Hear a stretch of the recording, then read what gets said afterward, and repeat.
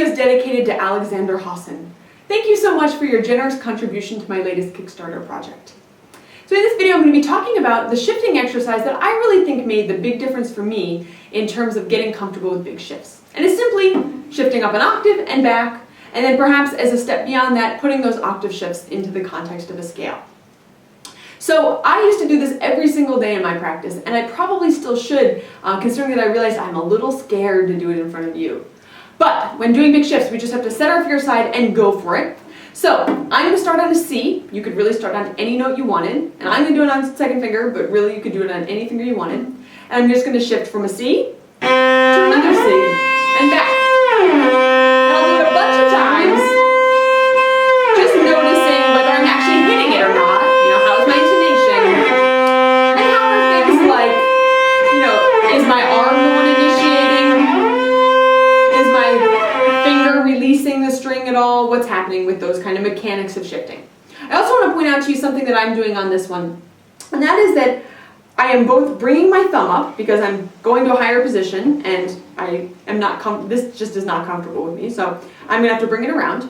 And I'm also riding up on the inside of the string. Okay, so the moment when my thumb comes up is really right before I shift.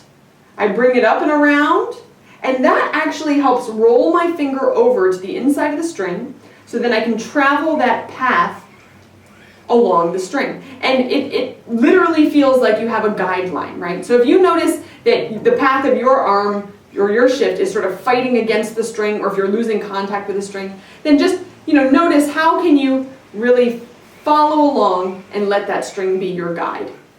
Okay, so bring my thumb around. I've now rolled to the inside of the string, and then I follow the path of the string to make it up to my new position.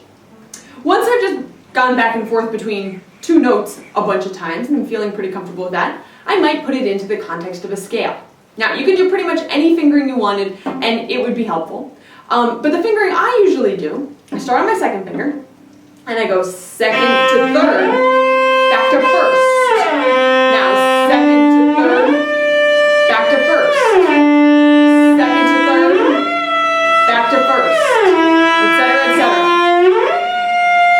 Right? And of course, I'm having to consider where are my whole steps and where are my half steps. All right, that's an important thing, determining where that second finger is going to go. And this just, you know, sort of takes my octave shifts up another level. Now, expect that you will probably miss some of these shifts here and there, and really, that's okay. You just need to notice, assess, did you go too high? Did you go too low? Repeat that shift and try to aim for the opposite direction, right? So if you went too high, go a little lower the next time. It's important not that you necessarily hit it every time, but that you are paying attention and analyzing what happened, that you're noticing if it's wrong, and then figuring out strategies for how to change it the next time around. Okay? And paying lots of attention to the technical details of this. It's not just about hitting the notes, it's about making your shifts as fluid as possible, right? And that involves a lot of different things that we've talked about in various other videos. So check with those if you haven't yet already. All right, good luck.